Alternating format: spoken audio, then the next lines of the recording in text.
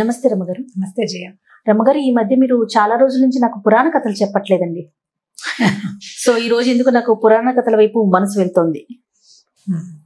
మనం రామాయణం గురించి కథ చెప్పాం. అంటే బ్రదర్హుడ్ గురించి, రామలక్ష్మణులు ఎట్లా వాళ్ళు అన్నదమ్ములు ఎలా కలిసి ఉంటున్నారు, అంటే సొంత అన్నదమ్ములు కాకపోయినా కూడా వాళ్ళు ఎలా కలిసి ఉన్నారు అనేది చెప్పాం మనం. అయితే ఒక మదర్ నన్ను అడిగారు, మరి రామాయణం చెప్తే రాముడు లక్ష్మణుడు చాలా బెస్ట్ బ్రదర్హుడ్ చెప్తాము, అదే రామాయణంలో మనం వాలి సుగ్రీవుల గురించి చెప్పాలి. వాళ్ళిద్దరు కొట్టుకున్నారు అండ్ వాలి మరణానికి సుగ్రీవుడే కారణమయ్యాడు కదా, అది ఎలా చెప్పాలి? మరి ఇప్పుడు రాముడు తమ్ముడిని తీసుకుని వచ్చాడు అడవికి, తమ్ముడు సపోర్ట్ చేశాడు. ఇప్పుడు అన్నదమ్ములు ఇద్దరు, ఇప్పుడు వీళ్ళు ఇంత అన్నదమ్ములకి ఒకళ్ళ మీద ఒకళ్ళకి ప్రీతుండి వాళ్ళ అంత కలిసున్న జంటలో ఉన్నవాడైనటువంటి రాముడు ఒక అన్నదమ్ముల్లో పెద్దవాడిని చంపడానికి ఎందుకు ఉద్యుక్తుడయ్యాడు? అన్నదమ్ములు కలిసి ఉండాలి, మేము కలిసి ఉన్నాం మీరు కూడా కలిసి ఉండాలని ఎందుకు చెప్పాల? ఆవిడ ప్రశ్న చాలా సూటిగా ఉంది. మెసేజెస్లో కూడా పెట్టారు వాలి సుగ్రీవుల కథ ఎలా చెప్పాలి అని. ఇంకొక ఆవిడ నన్ను అడిగారు అనమాట, ఇది ఎలా చెప్పాలండి అని. మనం చాగంటి వారి ప్రవచనాల్లో ఇది మనం అప్పుడప్పుడు వస్తుంటుంది, ఇది ఒక పాయింట్. ఇది అంటే వాదనకి తూగాల్సిన విషయం కాదు, కానీ వాలి సుగ్రీవుల గురించి తెలుసుకోవాలి. ఇప్పుడు రాముడు లక్ష్మణుడు ధర్మబద్ధులై ఉన్నారు. వాళ్ళ తండ్రి పెంపకం చాలా మంచి పెంపకము. వాళ్ళు ఒకళ్ళతోటి ఒకళ్ళు అవినాభావ సంబంధం కలిగి ఉన్న వాళ్ళు, అంటే అవతారాలు కదా. రాముడు విష్ణుమూర్తి తాలూకు అవతారం. ఆయనతో పాటు ఆయనకి పానుపుగా ఉన్న ఆదిశేషువే లక్ష్మణుడిగా జన్మించాడని చెప్తారు. స్వామి భక్తి కూడా ఒకటి, భ్రాతృభక్తి రెండోది. ఆ రెండు కలిసి లక్ష్మణుడి రూపం దాల్చారు. అయితే ఇప్పుడు వాలి సుగ్రీవుల గురించి చెప్పేటప్పుడు వీళ్ళు వానరులు, అంటే మానవులు కాదు మొదటిది. తర్వాత వీళ్ళు బ్రదర్హుడ్ గురించి ఎవరిది వాళ్ళకే కానీ రెండో వాళ్ళకి అది అప్లై అవ్వదు. మనం వీళ్ళలాగా ఉండాలని, మనం బాగున్న వాళ్ళని ఆదర్శంగా తీసుకోవాలి. ఇప్పుడు వాలి సుగ్రీవుల్ని ఆదర్శంగా తీసుకుంటామని ఎవరంటారు? ఎవరు అనలేరు, ఎవరు అనలేం కూడా. ఎందుకంటే వాళ్ళు వానరులు, మానవులు కాదు. అవును. అయితే ఈ కథ చెప్దాం. వాలి మరియు సుగ్రీవుడు ఒకే తండ్రికి పుట్టిన వాళ్ళు. అయితే తండ్రి ఒకడని చెప్పకూడదు, వీళ్ళకి తల్లి ఒకరు. వృక్షరజువు అనేటువంటి ఒక వానరుడు, ఒకతను, ఒక ఆయన వానరుడే బహుశా, ఒక అప్సర తీర్థంలో స్నానం చేసి స్త్రీగా మారిపోయాడట. పురుషుడు స్త్రీగా మారిపోయాడు. స్త్రీగా మారి అప్సరసగా మారినటువంటి అతనిని చూసి సూర్యుడు మరియు ఇంద్రుడు ఇద్దరు మోహితులవటం వల్ల ఈ అబ్బాయిలు ఇద్దరు జన్మించారు. కంఠభాగం నుంచి సుగ్రీవుడు, వాలం తోక భాగం కింద భాగం నుంచి వాలి జన్మించారని పురాణ కథ. ఇప్పుడు దీనికి ఎట్లా చెప్తామంటే, రామాయణం దానికి ముందు దశకంఠుడు రావణాసురుణ్ణి, తర్వాత ఈ భూలోకం నిండా ఏర్పడినటువంటి రాక్షసుల వాళ్ళని సంహరించడం కోసం దేవతలందరూ తమ తమ శక్తులని భూలోకానికి పంపించారు. అట్లా పంపబడిన వాళ్ళే ఆంజనేయుడని మనకు చాలా మంది పేర్లు మనం చెప్పుకుంటాం. రుద్రాంశ ఆంజనేయ స్వామి, విష్ణువంశ ఆయన తాలూకు పడక అయినటువంటి ఆదిశేషు వంశ, తర్వాత ఏమో శంఖచక్రాల అంశలు రామలక్ష్మణ భరత శత్రుఘ్నులుగా జన్మించారని, తర్వాత వానరులందరూ కూడా తలా ఒక దేవత తాలూకు శక్తిని నిక్షిప్తం చేయబడటం వల్లే జన్మించారని చెప్తారు. అట్లా సూర్యుడు మరియు ఇంద్రుని వల్ల జన్మించిన వాళ్ళు వాలి సుగ్రీవులు. అయితే వాలి రామాయణంలో రాముల వారికి ఏ సహాయము చేయలే, మరణించాడు. సుగ్రీవుడు సహాయం చేశాడు. ఇప్పుడు వాలి ఏ రకంగా చేశాడు అంటే, వాలిని రాముడు సంహరించడం వల్లే సుగ్రీవుడు ధైర్యం తెచ్చుకుని తర్వాత పని చేశాడు. ఆ రకంగా వాలి కూడా ఉపయోగపడినట్టే రామాయణ కథ. అయితే వీళ్ళిద్దరూ ఈ తర్వాత పురుష రూపం దాల్చిన ఈ పిల్లలిద్దరిని అతను పెంచాడు, వాలి మరియు సుగ్రీవుడిని. ఈ వాలి అతని పుట్టుకకి కారణం ఇంద్రుడు. ఇంద్రుడు ఒక కాంచనమాలని బహుకరించాడట వాలికి. ఆ కాంచనమాల ఏంటంటే, అతని ఎదురుగుండాకి ఎవరు వస్తే వాళ్ళ శక్తిని ఆ కాంచనమాల లాగేసుకుంటుంది. వాలి మహాబలశాలి, మామూలు వాడు కాదు. ఎలాంటి బలశాలి అంటే, 4 సముద్రాల్లోనూ ఒకటేసారి స్నానం చేసి సూర్యుడికి తర్పణం ఇవ్వగలిగేంత బలం, అంత అపరిమితమైన వేగం కలిగిన వాడు, మహాబలవంతుడు. అసలు వాలికి సాటొచ్చేవాళ్ళు లేరు. ఈ దశకంఠుడు దశగ్రీవుడు అని చెప్పుకోబడే రావణాసురుడు కూడా వాలితోటి యుద్ధంలో ఓడిపోయాడని కథలు చెప్తారు. అయితే ఈ వాలి సుగ్రీవుడు బాగా కలిసి ఉండేవారు. మొదట చిన్నతనం అంతా కలిసే పెరిగారు. వాళ్ళిద్దరూ చక్కగా, అంటే సయోధ్యగానే ఉండేవారు. వాలి భార్య తార, సుగ్రీవుని భార్య రుమ. వీళ్ళందరూ ఒక వానర రాజ్యాన్ని కిష్కింధలో రాజ్యాన్ని స్థాపించుకుని వాళ్ళ దారిన వాళ్ళు ఉన్నారు. అయితే ఏం జరిగిందట, దుందుభి అనే ఒక రాక్షసుడు, వాడికి ఏంటంటే యుద్ధకండూతి, యుద్ధం చేయాలని కోరిక. వాయుదేవుడి దగ్గరికి వెళ్తే వాయువు అన్నట్ట నాకు అంత శక్తి లేదు, సముద్రుడికి చాలా శక్తి ఉంది, అతను భూమిని అంతా చుట్టున్నాడు, సముద్రుడి దగ్గరికి వెళ్ళమన్నట్టు. సముద్రుడేమో నా వల్ల కూడా కాదు, నువ్వు ఇలా యుద్ధకండూతి తీరాలంటే, ఈ యుద్ధకాంక్ష తీరాలంటే వాలి మహాబలశాలి, అతను వాయువేగం కంటే హెచ్చు వేగం కలిగిన వాడు, 4 సముద్రాల్లోనూ ఒకటేసారి స్నానం చేయగలిగే సమర్థుడు, అతను మమ్మల్ని జయించాడు, అతనితోటి నువ్వు యుద్ధం చేయొద్దు కానీ అని చెప్పాడు. ఈ దుందుభి వచ్చి వాలితోటి యుద్ధం చేశాడు. దుందుభి అంటే అతను మహిషాల రూపంలో ఉంటాడు, 2 కొమ్ములు ఉన్నాయట. ఇతను బాగా అతను యుద్ధం చేసి వాలి ఈ దుందుభిని ఏం చేశాడంటే ఈ శరీరాన్ని బాగా గిర తిప్పి విసిరేశాడట. విసిరేస్తే అది ఋషిముఖ పర్వతం మీద పడింది. ఋషిముఖ పర్వతంలో మతంగ మహర్షి తాలూకు ఆశ్రమం ఉంది. దాంతో ఆయన కోపోద్రిక్తుడై ఇలాగ రక్త మాంసాలు ఓడుతున్నటువంటి ఒక శరీరాన్ని ఇలా ఆశ్రమ వాటికలోకి విసిరేశాడు. వీడు ఈ కొండ కనుక ఎక్కడో తలకాయ పగిలి చచ్చిపోతాడని శపించాడు. దాంతో అతను ఋషిముఖ పర్వతానికి వెళ్ళేవాడు కాదట వాలి. కొంతకాలం ఇలా గడిచే తర్వాత ఈ దుందుభి తాలూకు కొడుకైనటువంటి మాయావి వాలి మీద యుద్ధానికి వచ్చాడు. తన తండ్రిని చంపినందుకు వచ్చేసరికల్లా వాలి సుగ్రీవుడు ఇద్దరు కలిసి వాటితోటి ఫైట్ చేయడానికి యుద్ధం చేయడానికి బయలుదేరారు. బయలుదేరినప్పుడు ఏమైందంటే ఒక కొండ గుహలోకి వెళ్ళిపోయారట వాలి మాయావి ఇద్దరు. అయితే ఏమైంది, నేను తిరిగి వస్తాను, ముందు వాయావి పరిగెత్తాడు, వాలి అతని వెనకాల ఆ కొండ గుహలోకి వెళ్తే వీడిని చంపేసి వస్తాను, నువ్వు ఇక్కడే వేచి ఉండమని చెప్పాడు, సుగ్రీవుడికి చెప్పాడు. ఈ సుగ్రీవుడు ఏం చేశాడు, చాలా కాలం అక్కడ వేచి ఉన్నాడు. ఉండేసరికల్లా అన్న తిరిగి రాకుండా రక్తం కారిందట బయటికి. రక్తం బయటకు వచ్చింది గుహలో నుంచి. రక్తం బయటకు వచ్చినా అన్న బయటికి రాకపోయేసరికల్లా అన్నే మరణించాడని భ్రమపడిన సుగ్రీవుడు ఆ కొండ గుహని మూసేశాడట. ఒక రాయితోటి పెద్ద బండరాయిని అడ్డంగా పెట్టి అక్కడి నుంచి బయటకు వచ్చేసాడు. వచ్చి ఇలా అన్న యుద్ధం చేయడానికి వెళ్ళాడు, అతను రాలేదు, ఇలా నెత్తురు వచ్చింది అని దుఃఖించాడు బాగా. ఈ మంత్రులందరూ ఏమన్నారంటే ఇప్పటికి యుద్ధానికి వెళ్ళే చాన్నాళ్ళు అయిపోయింది, రాజ్యం అల్లకల్లోలంగా ఉంది, రాజు లేకపోతే కుదరదు, ఆయన తర్వాత తమ్ముడివి నువ్వే కదా, నువ్వు రాజు అవ్వమని బలవంతంగా ఈయన్ని రాజును చేశారు. రాజు కనుక అయితే పూర్వరాజు భార్య కూడా ప్రస్తుత రాజును సేవించాలనేది నియమం వాళ్ళ రాజ్యంలో. అప్పుడు ఈయన తార కూడా ఆయనతో పాటే సుగ్రీవుడితో పాటే ఉండిపోయింది. కొంతకాలం గడిచాక ఈ గుహలో నుంచి వాలి బయటకు వచ్చేసాడు. వచ్చేసాడు రాజ్యం దగ్గరికి, తన రాజ్యానికి వచ్చాడు. వచ్చేసరికల్లా సుగ్రీవుడు రాజుగా, తన భార్య అతన్ని పక్కన చూసేసరికల్లా కోపోద్రిక్తుడైపోయి సుగ్రీవుడిని చావకొట్టేశాడు. సుగ్రీవుడికి ఎంత చెప్పబోయినా నేను కావాలని చేయలేదు, నీవు బయటికి రాకుండా ఉండడానికి అది అడ్డం పెట్టలేదు, ఇలా రక్తం వస్తే నేను భయపడి చేశానంటే నేను ఒకడి చేతిలో చచ్చిపోతానని నువ్వు ఎలా నమ్మావు, నన్ను బయటికి రానివ్వకుండా ఉంచడానికి నువ్వు గుహకు అడ్డం పెట్టావు, నువ్వు దుర్బుద్ధితోనే మాయోపాయంతో చేసావు, నా రాజ్యాన్ని భార్యని అపహరించావని వాలి శత విధాల సుగ్రీవుడు ఎంత నచ్చజెప్పినా వినలా. అతన్ని కొట్టి బయటికి తోసేసి వాలి వెంబడి పడేసరికల్లా ఈ భయంతో సుగ్రీవుడు పరుగులు తీస్తూ ఋషిముఖ పర్వతానికి వెళ్ళిపోయాడు. ఆల్రెడీ ఋషిముఖ పర్వతం పట్ల ఈ గురించి ఇతనికి శాపం ఉంది. ఋషిముఖ పర్వతానికి ఎక్కడు వాలి, అక్కడ మతంగ మహర్షి ఆశ్రమం ఉంది, ఆయన ఒప్పుకోడు. ఆ కొండెక్కితే గోతలకే పగిలిపోతుంది, ఋషి శాపం ఫలిస్తుంది కదా. ఇప్పుడు బలశాలైన వాడు బలశాలతో యుద్ధం చేస్తాడు కానీ ఋషిని ఏం చేయలేదు కదా. ఎవడు ఆ శరీరాన్ని ఇక్కడ పడేశాడో బడతలకాయ పగిలిపోతుంది అని చెప్పాడు. అది ఎవడైనా సరే, పాలాక్షుడైనా ఆ మంత్రానికి దొరకాల్సింది ఆ శాపానికి. ఈ వాలి అందుకని ఇతనికి రాలేదు. రాకుండా ఋషిముఖ పర్వతం మీదకి తమ్ముడిని తరిమేసి వెనక్కి వెళ్ళి తన రాజ్యాన్ని ఏలుకుని తమ్ముడి భార్య అయినటువంటి రోమని తను తీసేసుకున్నాడు, తన జనంలో కలిపేసుకున్నాడు అనమాట. ఇప్పుడు సుగ్రీవుడు చేసింది ఒకటి తప్పు.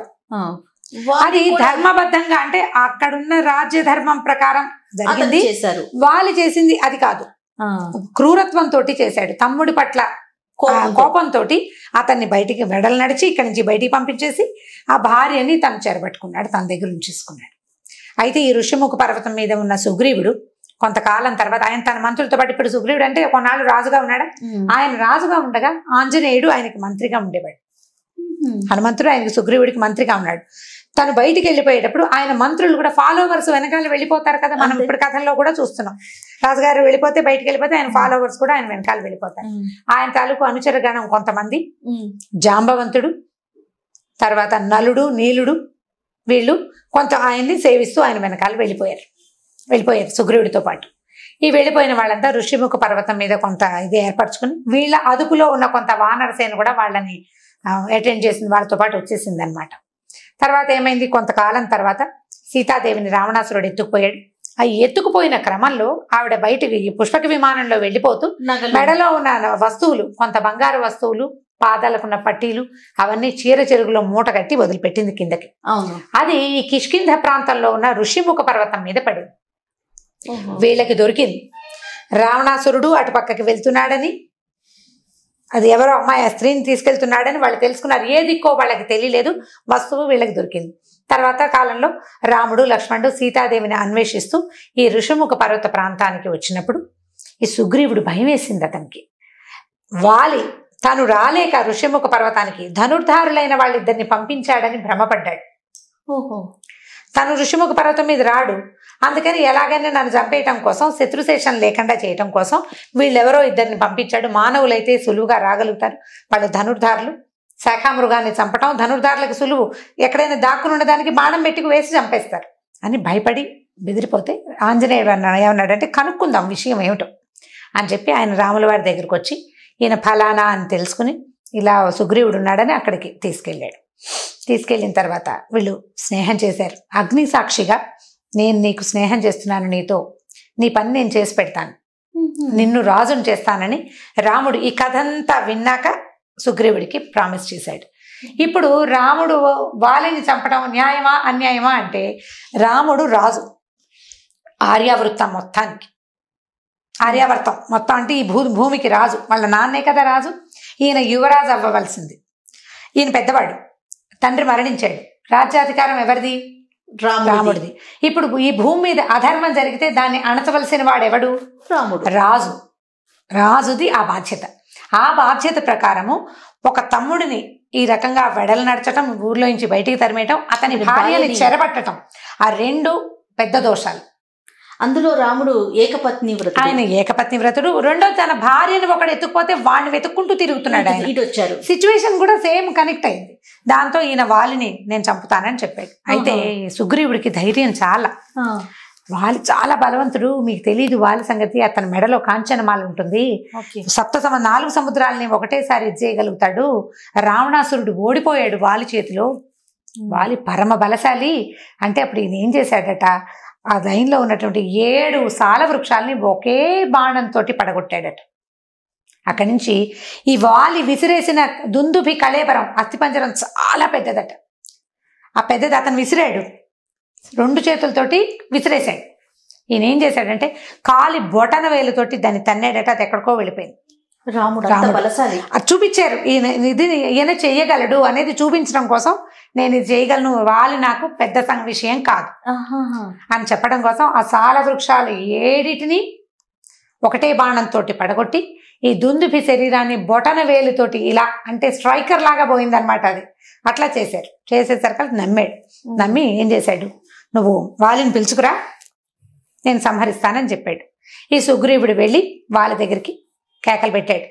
నా రాజ్యం, నా భార్యను అపహరించావు, నన్ను ఇట్లా బయటికి పంపేశావు, రా బయటికి రా, మన ద్వంద్వ యుద్ధం చేద్దామని అరిచాడు. అరిచేసరికల్ ఈ వాలి ఏమిటి, వీడికి బాగా తీటగా ఉంది, వీడి సంగతి చూద్దామని చెప్పి భార్యతోటి వచ్చి వీడిద్దరు కలిసి ద్వంద్వ యుద్ధం చేశారు. ఒకళ్ళనొకళ్ళు తోసుకోవటమే, చేతులతోటే యుద్ధం, లేదా చెరుకో గదా పెట్టుకుని యుద్ధం చేశారు వాలి సుగ్రీవులు. ఇప్పుడు బాణం వేస్తానని చెప్పాడు ఈయన. చాటు నుంచి బాణం వేయాలి. వాలి సుగ్రీవులు ఏకగర్భ సంజాతులు ఒకేలా ఉంటారు. వాళ్ళు ఎలా పోలిక ఒకటే. అవును, అదే ఎలా వాళ్ళని ఏం చేయటం, ఇతన్ని గుర్తుపట్టలేకపోయాడు ఆయన. రాముడు ఒకటే, వెనక నుంచి చూస్తే ఒకటేలా ఉన్నాయి శరీరాలు. అప్పుడు ఏమైంది, ఏమీ అవ్వలేదు, బాగా దెబ్బలు తిన్నాడు. దెబ్బలు తిని పరిగెత్తేసాడు ఋషిముఖ పర్వతం వైపు. దాంతో వాలి 2 అరుపులు అరిచి, నీకు ధైర్యం లేదు, నువ్వు యుద్ధం చేయలేని వాడివి, ఎందుకు పిలిచావు అని చెప్పి వెనక్కి వెళ్ళిపోయాడు. వెళ్ళిపోతే ఏడుస్తూ సుగ్రీవుడు, అయ్యా ఇలా చేసావు నన్ను, చూడు ఇంత చావు దెబ్బలు కొట్టేశాడు నన్ను, నేను నిన్ను నమ్మితే నువ్వు నాకు ఇదే చేసావు అంటే రాముడు ఏమన్నాడంటే, అయ్యా మీ ఇద్దరిని గుర్తుపట్టలేకపోతున్నా నేను, ఒక పని చేద్దామని ఒక అడవి తీగతోటి మాల అల్లి సుగ్రీవుడి మెళ్ళలో వేశారట గుర్తుపట్టడానికి. అప్పుడు మర్నాడు మళ్ళీ పిలిచేసరికల్లా వీడు మళ్ళీ వచ్చాడేమిటి అని వాళ్ళు బయటకు వస్తుంటే భార్య ఏం చెప్పిందంటే, నువ్వు వెళ్ళొద్దు, నిన్న తన్నులు తిన్నవాడు ఇవాళ పిలుస్తున్నాడంటే వాడికి ఏదో బలం దొరికిందనమాట అని ఆవిడ చెప్పింది. తార చాలా తెలివిగల క్యారెక్టర్ ఆవిడది, చాలా తెలివైంది ఆవిడ. నిన్న చావు దెబ్బలు తిన్నాడు, కొన్నాళ్ళ దాకా అసలు వాడు లేవని కూడా లేవకూడదు, అట్లాంటిది లేచి ఇప్పుడు యుద్ధానికి రమ్మంటున్నాడంటే వాడికి ఏదో సహాయం దొరికింది మొదటిది. రెండోది, ఈ ఋషిముఖ పర్వత ప్రాంతానికి ధనుర్ధారులైన వాళ్ళు ఎవరో వచ్చారని వేగుల నుంచి వార్తుంది, వాళ్ళు ఏమైనా సహాయం చేస్తారేమో, నువ్వు వెళ్ళొద్దు అంటే ఆయన ఏమీ లేదు, సుగ్రీవుడికి అంత శక్తే లేదు, మనుషులు మన్నేం చేస్తారు, నన్నేం చేయగలరు, నేను ఎవరినైనా జయించగలిగిన వాడినని ఇతను వేగంగా వెళ్ళేసరికల్లా ఈసారి ఏమైంది, ఇద్దరు ద్వంద్వ యుద్ధం చేస్తుంటే దండ మెడలో అడవి పూల మాల ఉన్నవాడు సుగ్రీవుడు, లేనివాడు వాలి. బాణం వేసి కొట్టారు వెనక నుంచి, బాణం తగిలింది, వాలి పడిపోయాడు. పడిపోతే అడిగాడు, నన్ను నువ్వు చాటు నుంచి కొడతావా, యుద్ధం చేసే నీతి ఇదేనా అంటే, నువ్వు శాఖామృగానివి, జంతువువి, నువ్వు వానరులను, శాఖామృగం అంటే వానరులు, కోతులు, చాటు నుంచే కొట్టాలి, నువ్వు ధర్మం గురించి మాట్లాడడానికి నీకేం ధర్మం హక్కు లేదు, నీకు ధర్మం గురించి మాట్లాడడానికి, తమ్ముడి భార్యను చెరపట్టావు నువ్వని రాముడు సమాధానం చెప్పాడు.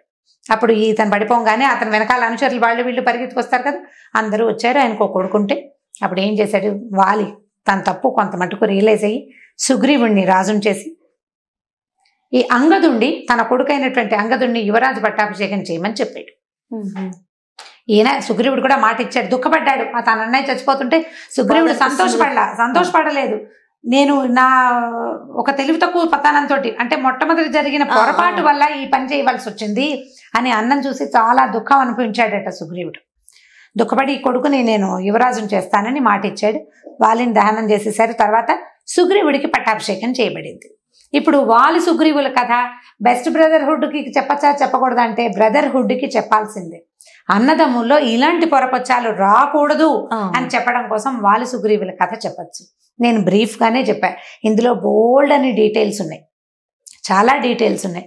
ఇంకా కొంచెం డీటెయిలింగ్గా మీరు వాలి సుగ్రీవుల గురించి ఇంటర్నెట్లో సెర్చ్ చేయొచ్చు, పుస్తకాలు దొరుకుతాయి, డీటెయిల్డ్గా కూడా చెప్పచ్చు. దీన్ని పరిహరించాలని అంటే ఇది చెప్పకూడని విషయంగా భావించద్దమ్మా దయచేసి, ఎందుకంటే ఇది తప్పకుండా చెప్పాల్సిన రామాయణ అంతర్గత కథలో వాలి సుగ్రీవుల కథ తప్పకుండా చెప్పాల్సిన కథ. వాళ్ళకి అసలు ప్రముఖ స్థానం ఉంది కదా మరి, ఎందుకంటే పతాక నాయకుడు సుగ్రీవుడు చివరి దాకా ఉన్నాడు, కథ ఎండింగ్ దాకా ఉన్నాడు కదా. ఆంజనేయ స్వామికి ఎంతైతే ఉందో సుగ్రీవుడికి కూడా ఉంది అంతే పాత్ర. ఎందుకంటే ఆంజనేయ స్వామి ఆయన ప్రముఖ పాత్ర వహించినప్పటికీ సుగ్రీవుడి వల్లే ఆంజనేయ స్వామి వెళ్ళగలిగారు అక్కడ, అది ఆయన పంపించాడు. చాలా బాగుంది స్టోరీ, ఇంట్రెస్టింగ్ గా ఉంటుంది. కథ చెప్పాలి, పిల్లలకి తెలియాలి, చెప్పచ్చు. అంటే మనం 10-12 ఏళ్ళు వచ్చిన పిల్లలకి పురాణ కథలు చెప్తాం కదా, వాళ్ళు ఇప్పుడు అన్నదమ్ములు కొట్టుకుంటుంటే వాళ్ళు సుగ్రీవులాగా కొట్టుకోకూడదు, రామలక్ష్మణులాగా కలిసి ఉండాలి. ఇలా ధర్మ సంబంధమైన వ్యవహారాలు వచ్చినప్పుడు ఇది చెప్పుకోవాల్సిన కథ. ఇప్పుడు సుగ్రీవుడు తారని తనతోటి ఉంచుకున్నాడు, రాజధర్మం ప్రకారం అది 1% కరెక్ట్. కానీ వాలి రుమని తనతో ఉంచుకున్నాడు, అది తప్పు. తమ్ముడు భార్య కూతురుతోటి సమానం, మరి అన్న భార్య తల్లితోటి సమానం కదా అని అడగటానికి ఇవి వానర జాతి. ఆ జాతిలో రాజుల దగ్గర కూడా అలాంటిది ఉంది. అంటే రాజుగారి భార్య కొత్త రాజుతోటి ఉండటం అనేది అక్కడ ఒక నియమం, సాధారణ నియమమే. అది పూర్తిగా అదే న్యాయమైన సంగతి అని చెప్పలేం, కానీ అది ఉన్నది ఖచ్చితంగా. అందుకని ఇలా జరిగింది. అప్పుడు మనం ఎప్పుడైతే ఈ స్త్రీ సంబంధమైన వ్యవహారాలు వచ్చినప్పుడు ధర్మం విచ్ఛిత్తైపోతుంది. అందుకని ఈ పాయింట్ ఆఫ్ వ్యూలో మనం ఈ కథ చెప్పచ్చు. తప్పకుండా ఈ కథని చెప్పే కథల్లో చేర్చుకోవచ్చు. Thank you so much Rama. Okay ji, ఈ వీడియో కనుక మీకు నచ్చినట్లయితే లైక్ చేయండి, షేర్ చేయండి. మరిన్ని వీడియోస్ కోసం మా ఛానల్ని సబ్స్క్రైబ్ చేసుకోండి.